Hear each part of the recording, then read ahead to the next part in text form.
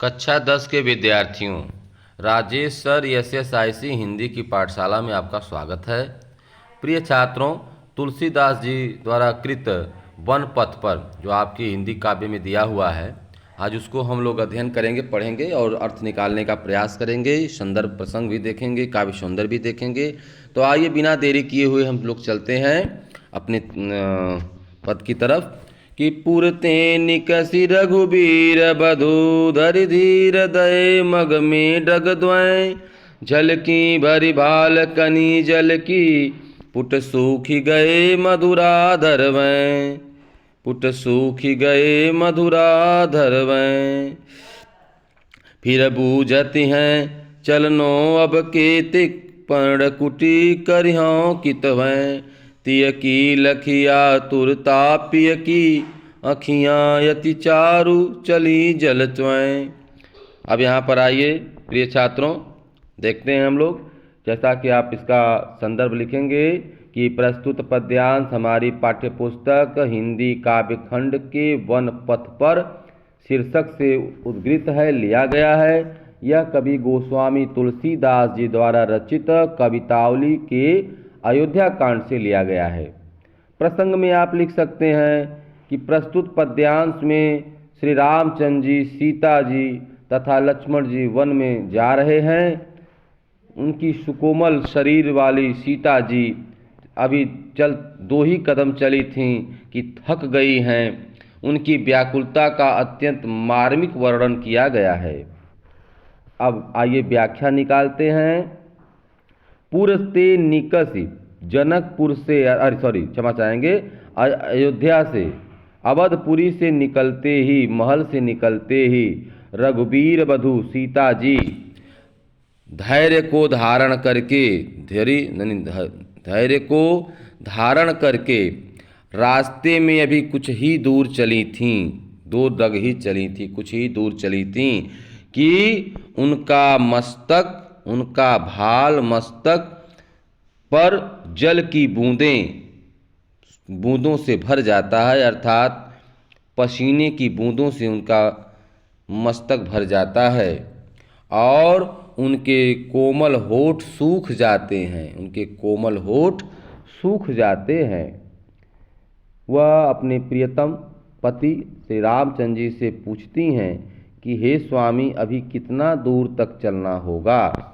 वह पत्तों की कुटी कहाँ पर आप बनाएंगे, यानी हम लोग अपने पत्तों की कुटी कहाँ पर बनाएंगे? श्री रामचंद्र जी अपनी प्रियतमा पत्नी सीता जी की आतुरता को देखकर, व्याकुलता को देखकर उनकी आँखों से आंसुओं की धार चल पड़ती है। वे सोचने लगते हैं कि सीता जो महलों में रहती हैं, जो इतनी कोमल हैं, आज उनको पैदल चलना पड़ रहा है। अपनी पत्नी की ऐसी दशा देखकर वे द्रवित हो जाते हैं। आइए इसका काव्य सौंदर्य क्या लिखेंगे। काव्य सौंदर्य में भाषा कौन सी है? ब्रज है, भाषा ब्रज है। शैली चित्रात्मक और मुक्तक है, शैली चित्रात्मक और मुक्तक है। रस श्रृंगार है, गुण प्रसाद और माधुर्य है, सवैया छंद सवैया है, शब्द शक्ति लक्षणा एवं व्यंजना है। अलंकार में आप जो है देख सकते हैं रघुबीर वधू, भरी भाल, पर्णकुटी करिहों, ठीक है, और अखिया अति, इसमें जो है अनुप्रास अलंकार है। ठीक, अब आगे बढ़ते हैं कि जल को गए लखन हैं लरिका, जल को गए लखन हैं लरिका, परिखों पिय छां घरिक वै ठाढ़े, पोछी पसेऊ बयारी करों, और पाय पखारी हों भूभरी डाणे, तुलसी रघुबीर प्रियाश्रम जानिकै, बैठ विलंब लो कंटक काढ़े, जानकी नाको नेह लख्यों, पुलकों तनु बारे बिलोचन बाढ़े। बच्चों अब इसका अर्थ निकालने का प्रयास करते हैं। जैसा कि मैं बता चुका हूँ, संदर्भ पूर्वक लिखेंगे कि प्रस्तुत पद्यांश हमारी पाठ्यपुस्तक हिंदी काव्यखंड के वन पथ पर शीर्षक से अवतरित है। गोस्वामी तुलसीदास जी द्वारा रचित कवितावली के अयोध्या कांड से लिया गया है। अब प्रसंग में आप लिख सकते हैं कि गोस्वामी तुलसीदास जी ने सीता जी की व्याकुलता तथा सीता जी के प्रति राम के प्रेम का सजीव वर्णन किया गया है। आइए व्याख्या निकालते हैं कि जल को गए लखन है लरिका। लखन मतलब लक्ष्मण जी। लक्ष्मण जी लड़का मतलब भी बालक हैं, छोटे हैं। परिखों, परिखों मतलब प्रतीक्षा करना। परिखों मतलब प्रतीक्षा करना। प्रिय मतलब प्रियतम, अर्थात राम, श्री रामचंद्र जी को कह रही सीता जी। छाह, छाह मतलब छाँव में। घड़िक मतलब एक घड़ी। घड़िक मतलब एक घड़ी। वह ठाढ़े माने खड़े होकर, छाँव में एक घड़ी अर्थात कुछ समय एक पल खड़े होकर। पोछ पसेऊं, सीता जी यहाँ कह रही हैं पोछ माने पोछ दूंगी, पसेऊ माने पसीना, और हवा कर दूं, बयार करूं, और पाँव पखारी, और आपका पाँव पखार दूं, धो दूं। भूभर ढाणे, जो बालू लगा है, गर्म बालू लगे हैं, धूल लगी हैं, उसको भूभर को साफ कर दूं। ठीक है, भूभर माने धूल बालू, ठाणे माने तपे हुए। तुलसी रघुबीर, श्री रामचंद्र जी, यहाँ पे तुलसी शब्द का प्रयोग जहाँ पे लिखा गोस्वामी तुलसीदास जी का नाम, तो यहाँ होगा रामचंद्र जी अपने प्रियतमा को श्रम अर्थात थका हुआ जान करके बैठ जाते हैं और कुछ समय तक, काफ़ी समय तक, विलंब लिखा है, काफ़ी समय तक कंटक काढ़े, उनके पैरों से कांटों को निकालते हैं। जानकी जी अपने स्वामी, ना माने स्वामी को, के नेह को, प्रेम को देखती हैं। उनका शरीर पुलकित हो जाता है, आनंदित हो जाता है, और आँखों में प्रेम रूपी जल बढ़ जाता है। तो आइए पुनः इसका अर्थ देखते हैं। गोस्वामी तुलसीदास जी कहते हैं कि सीता जी चलते चलते थक गई और उनको प्यास लग गई। सीता जी चलते चलते थक गई, उनको प्यास लग गई। लक्ष्मण जी पानी लाने के लिए गए हैं। कुछ समय हुआ तो सीता जी कहती हैं कि हे स्वामी, लक्ष्मण अभी लड़के हैं, छोटे हैं, अभी पानी लाने गए हैं, अभी आए नहीं, तो हम लोग कुछ समय उनका इंतज़ार कर लें, उनकी प्रतीक्षा कर लें। परिखो मतलब प्रतीक्षा कर लें। हे प्रियतम, हे स्वामी, उनकी प्रतीक्षा हम लोग कर लें। कुछ समय इस छाँव में खड़े हो जाएं, कुछ समय इस छाँव में खड़े हो जाएं। अब एक लाइन में इसका अर्थ होगा कि गोस्वामी तुलसीदास जी कहते हैं कि सीता जी चलते चलते वन पथ पर थक जाती हैं, उन्हें प्यास लग जाती है। लक्ष्मण जी पानी को गए हैं लाने के लिए। सीता जी कहती हैं कि हे प्रियतम, हे स्वामी, लक्ष्मण अभी बालक हैं, छोटे हैं, पानी लाने में विलंब कर सकते हैं, इसलिए हम लोग कुछ समय के लिए उनकी छाँव में खड़े होकर उनकी प्रतीक्षा कर लेते हैं। और हे स्वामी, इस दौरान हम आपका पसीना पोंछ दें, जो आप थके हुए हैं, पसीना पोंछ दें, और थोड़ा हवा कर देते हैं। आपके आपके पाँव माने पैरों से, पखारियों माने आपके पैरों को मैं धो देती हूँ, जिससे कि बालू, धूल, मिट्टी साफ हो जाए और आपका तपता हुआ पैर ठंडा हो जाए। श्री रामचंद्र जी अपनी प्रियतमा श्री रामचंद्र जी अपनी प्रियतमा को थका हुआ जान करके बैठ जाते हैं और काफ़ी समय तक उनके पैरों से, कोमल पैरों से कांटों को निकालने लगते हैं। जानकी जी अपने प्रियतम स्वामी के इस प्रेम को देख करके, इस नेह को देख करके उनका तन पुलकित हो जाता है, आनंदित हो जाता है, विह्वल हो जाती हैं और उनके नेत्रों में प्रेम रूपी जल भर आता है। प्रेम रूपी जल की बाढ़ आ जाती है, बढ़ जाता है।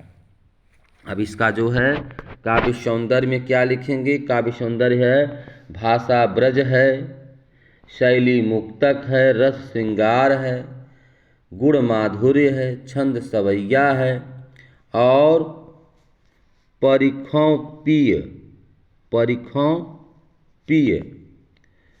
और बैठ विलम्ब कंटक काढ़े जानकी ना। इसमें अनुप्रास अलंकार है। कौन सा अलंकार है? अनुप्रास अलंकार है। अब बच्चों आइए आगे बढ़ते हैं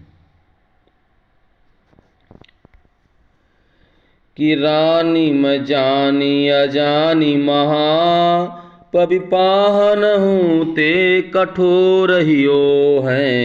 राजहु काज न जान्यो कहो तिय को जिन कान कियो हैं। ऐसी मनोहर मूर्तिये बिछुरे कैसे प्रीतम लोग जियो हैं। आँखिन में सखी राखी बेजोग इन्हें किमि कै बन बास दियो हैं। इन्हें किन को बन बास दियो हैं। आइए अब इसका जो है भी संदर्भ प्रसंग व्याख्या करते हैं।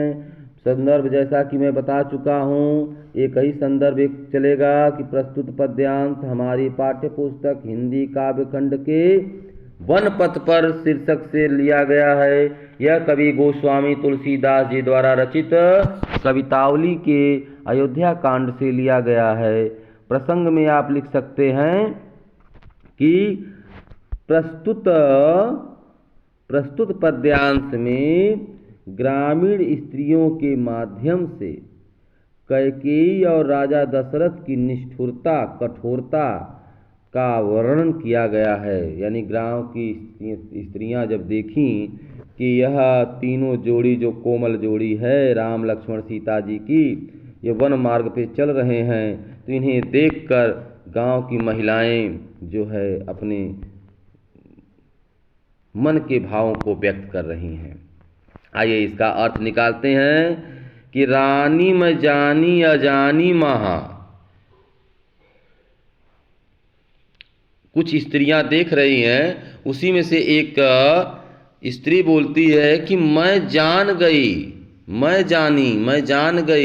कि रानी जो कैकेयी हैं वो महाअज्ञानी हैं। कैसी हैं? महाअज्ञानी। देखिए अर्थ यहाँ से निकालेंगे कि एक स्त्री कहती है कि मैं जान गई, मुझे पता हो गया है कि महारानी कैकेयी महाअज्ञानी है और उसका हृदय जो है, हृदय माने वज्र से भी, पत्थर से भी, वज्र से कठोर, पत्थर से कठोर उनका हृदय है। पविपाहन हूँ से कठोर हो है, यानी वज्र से कठोर पत्थर की तरह उसका हृदय है। क्योंकि उसने जब वन पर भेजा, वन गमन पर, तो वह थोड़ी भी उसके मन में दया नहीं आई, उसे थोड़ा भी दया नहीं आई इस बात की। और जो राजा हैं, मतलब जो राजा हैं, राजा दशरथ जी, उन्हें भी समझ में नहीं आया वह राजकार्य का जो अकाज हो रहा है, जो राजकार्य की में बाधा उत्पन्न हुई, उसको भी वह नहीं समझ पाए। और बताइए वह अपनी पत्नी की तरफ कान कर दिए, अर्थात अपनी पत्नी की बातों में आ गए, अर्थात कैकेयी की बातों में आ गए। कयो तीय माने स्त्री, को जिन कान कियों है, कान मत करना, कान करना मतलब कान लगाना अर्थात बात सुनना, अपनी पत्नी की बात सुने, उन्होंने राजकाज का काज, राजकाज का अकाज नहीं समझा, राजकाज का अकाज नहीं समझा। और ऐसी मनोहर मूर्ति जिसे देखने के बाद, गांव की महिलाएं कह रही हैं कि ऐसी मनोहर मूर्ति जिसे देखने के बाद काम क्रोध मद लोभ मोह मिट जा रहा है, मन में प्रेम और भक्ति भाव जागृत हो जा रहा है। ऐसी मनोहर मन को मोह लेने वाली मूर्ति ये राम लक्ष्मण सीता जी की। बताओ, इनसे बिछुड़ने के बाद, इनको दूर करने के बाद ऐसे लोग कैसे जी रहे होंगे, वे कैसे होंगे, इनके प्रियतम लोग, इनके चाहने वाले लोग कैसे जी रहे होंगे, प्रीतम लोग कैसे जी रहे होंगे। हे सखियों, इन्हें देखने के बाद तो ऐसा लग रहा है कि इन्हें हम आँखों में बसा लें और राखिबी जोग इनकी ही हम बन जाएं, अर्थात इनकी ही भक्ति आराधना करें और इनको आँखों से दूर न जाने दें। ऐसी मनोहर मूर्ति है कि इनको देख करके आँखों में जोग रखने की बात मन में आ रही है, अर्थात इनके अलावा हम किसी को न देखें। ऐसी मनोहर मूर्ति को किसने वनवास दे दिया, किस निष्ठुर ने ऐसी मनोहर मूर्ति को वन को भेज दिया। ठीक है बच्चों, समझ में आ रहा है आप लोगों को। अब इसका जो है भाषा कैसी है, ब्रज है, शैली मुक्तक, गुण माधुर्य, रस श्रृंगार और करुण है। ठीक है, श्रृंगार और करुण है। छंद सवैया है, शब्द शक्ति, अविधा लक्षणा एवं व्यंजना। आइए अलंकार में थोड़ा देख लेते हैं। अलंकार में पविपाहन, पविपाहन और कान कियो, कान कियो और मनोहर मूर्ति, मनोहर मूर्ति।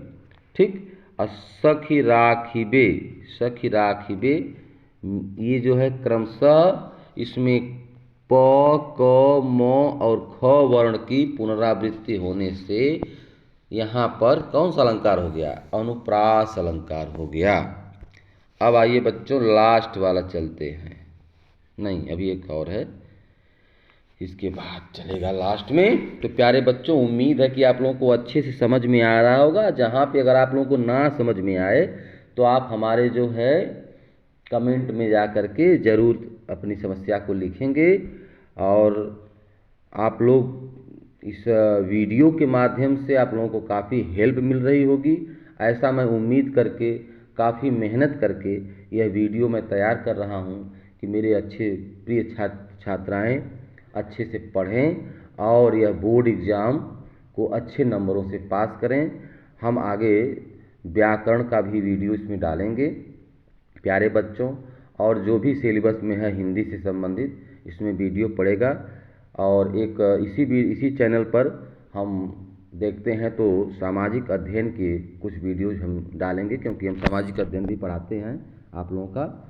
तो चलिए फिलहाल बिना देरी किए हम लोग बढ़ते हैं यहाँ पर अगला जो पद है कि शीस जटा उर बाहु विशाल, शीस जटा उर बाहु विशाल, बिलोचन लाल तिरछी सी भौहें, तून सरासन बान धरे, तुलसी बन मार्ग में सुठी सोहें, सादर बारही बार सुभाय, चित तुम त्यों हमरो मन मोहें, पूछती ग्राम बधू सिंह सो, कहो सांवरे से सखी रावरे को है, कहो सांवरे से सखी रावरे को है। आइए अब इसका भी हम लोग निकालते हैं। जैसा कि आपको पता है संदर्भ में वही पूर्वत लिखेंगे, जैसा बताया मैंने कई बार। प्रसंग में आप लिख सकते हैं कि प्रस्तुत पद्यांश में वन मार्ग में जा रहे श्री राम सीता जी और लक्ष्मण जी को देखकर गांव की स्त्रियां सीता जी से उत्सुकतावश प्रश्न पूछती हैं कि वे श्री राम के बारे में जानना चाहती हैं तथा उनसे परिहास भी करती हैं, सीता जी से परिहास भी करती हैं, ठिठोली करती हैं। आइए व्याख्या निकालते हैं। शीश जटा, शीश माने सर, सिर, जटा रखे हुए, बालों की जटा होती है, बाल बड़े बड़े जब हो जाते हैं तो उसको बांधा जाता है, उसको जटा कहते हैं। ठीक। उर मतलब होता है वक्ष स्थल। बाहु विशाल, बाहु माने बाहें, भुजाएं, यानी वक्ष स्थल और बाहें विशाल मतलब बड़े हैं, चौड़े हैं। बिलोचन लाल, और नेत्र लाल हैं। तिरछी सी भौवें, और भौवें तिरछी हैं, सुंदर भौवें हैं। तून सरासन बाण धरे, तून सरासन, तून माने तरकस में, बाण, तून माने तरकस में बाण, और सरासन माने धनुष धारण किए हुए, तरकस में बाण और धनुष धारण किए हुए। यह जो हैं, तुलसी शब्द जहाँ लिखा हुआ है, तुलसीदास का नाम लिखा हुआ, वहाँ भगवान श्री राम कहेंगे।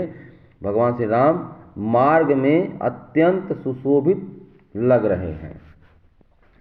सादर 12 बार सुभाए, सादर 12 बार मतलब बार बार, प्रेम पूर्वक बार बार, सुभाए माने सुंदर भाव के साथ, चितय चित्त में, सादर 12 बार सुभाए। देखिए यहाँ पर सादर बार बार सुंदर भाव से, चितय, चितय माने देख रहे हैं।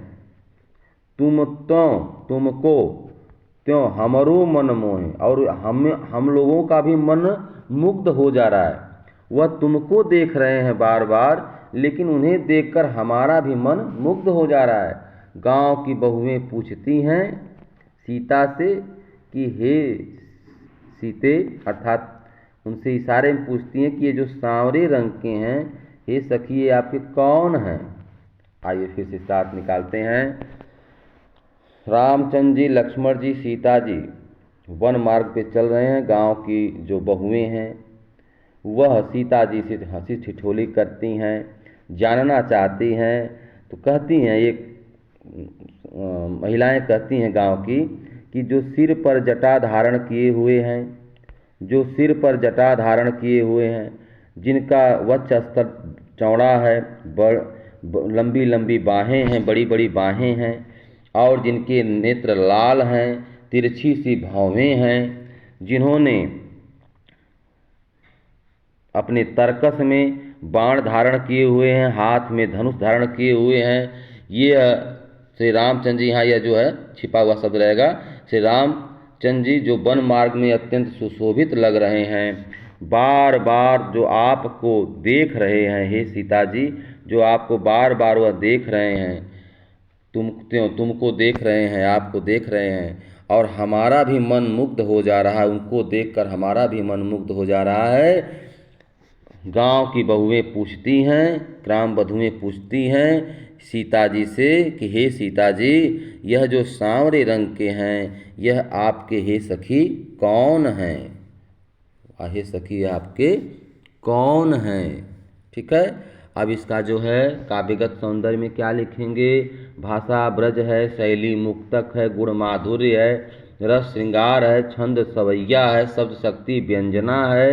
और अब देख लेते हैं अलंकार। बाहु विशाल, बाहु विशाल, बिलोचन लाल, सरासन, सरासन बाण, ठीक है, सरासन बाण, सादर 12। इसमें जो है आपका अनुप्रास अलंकार है। अब आइए अंतिम पद पे चलते हैं। प्रिय छात्रों, आइए इसको भी देख लेते हैं कि सुनि सुंदर बैन सुधारस साने, सयानी है जान की जानी भली, तिरछे करि नयन दसैन तिन्हें समुझाई, कछु मुस्काई चली, तुलसी तेहि अवसर सों सब अवलोकति लोचन लाहुअली, अनुराग तड़ाग में भानु उदय बिगसी मनोमांजुल कांज कली। आइए यार देखते हैं यहाँ पर सुनी, सुनी मतलब सुनकर, सुंदर रस, सुंदर बन माने सुंदर बात, सुधा रस साने मतलब अमृत रस सनी हुई बात को, सुंदर अमृत रस सुनी हुई सनी हुई बात को सुनकर शयानी है जानकी। शयानी मतलब, शयानी मतलब चतुर, शयानी मतलब चतुर हैं जानकी जी, ऐसे भली प्रकार समझ जाती हैं, अपने नेत्रों को तिरछा कर देती हैं, तिरछे कर नयन दें, तिरछे नेत्रों को करके शयन तिन्हें, उन्हें शयन तिन्हें, उनको देखती हैं, श्री रामचंद्र जी को देखते हुए तिरछे नेत्र करके उनको देखते हुए इशारा करते हुए समुझाए कछु मुस्काए चली, मुस्कुराते हुए वह चल देती हैं, कुछ बोलती नहीं हैं। तुलसी तेहि अवसर सोहे सब, तुलसीदास जी कहते हैं कि इस अवसर पे सभी लोग एकटक देखने लगते हैं, सभी लोग सुशोभित हो जाते हैं और अवलोकत, अवलोकत माने अवलोकन करने लगते हैं, लोचन लाहवली अपने सुंदर नेत्रों से। अनुराग तड़ाग में ऐसा लगता है कि प्रेम रूपी तालाब में सूर्य श्री रामचंद्र जी सूर्य के रूप में उदित हो गए हैं और इसमें जो गांव की बधुएं हैं वह छोटे छोटे कलियों के रूप में खिले हुई दिख रही हैं। अब आइए इसका पुनः निकालते हैं व्याख्या। यहाँ पर जब श्री रामचंद्र जी को देखते हैं तो सीता जी से कुछ गांव की बधुएं पूछती हैं ये कौन है, तो सीता जी उनका जवाब सुनती हैं, उनकी बात को जब सुनती हैं तो यहाँ लिखा हुआ है कि सुनि सुंदर बैन सुधा रस साने, सुंदर वाणी को जब सुनती हैं, अमृत रस सनी हुई सुंदर वाणी को सीता जी सुनती हैं तो चतुर सीता जी, बुद्धिमान सीता जी इस बात को जान जाती हैं कि ये लोग क्या जानना चाहती हैं। वह अपने नेत्रों को तिरछा करके और श्री रामचंद्र जी को देखती हुई मुस्कुराती हुई आगे बढ़ जाती हैं, बिना बोले हुए सांकेतिक भाषा में वह अपनी बात को कहते हुए आगे बढ़ जाती हैं। तुलसीदास जी कहते हैं कि इस अवसर पर वहाँ पर उपस्थित सभी महिलाएं, औरतें जो बहुएं थीं गांव की, वे उन्हें और रोचकता पूर्वक देखने लगती हैं श्री रामचंद्र जी को। ऐसा लगता है कि मानो तड़ा अनुराग रूपी तालाब में श्री रामचंद्र रूपी सूर्य, श्री रामचंद्र जी रूपी सूर्य उदित हो गया हो और उस सूर्य को देख करके जो कलियां हैं वह खिल गई, वह कलियां खिल गई हों, अर्थात सभी लोग प्रसन्न हो गए। वहाँ पर जो भी गांव की वधुएं थीं उन्हें देखकर प्रसन्न हो गईं।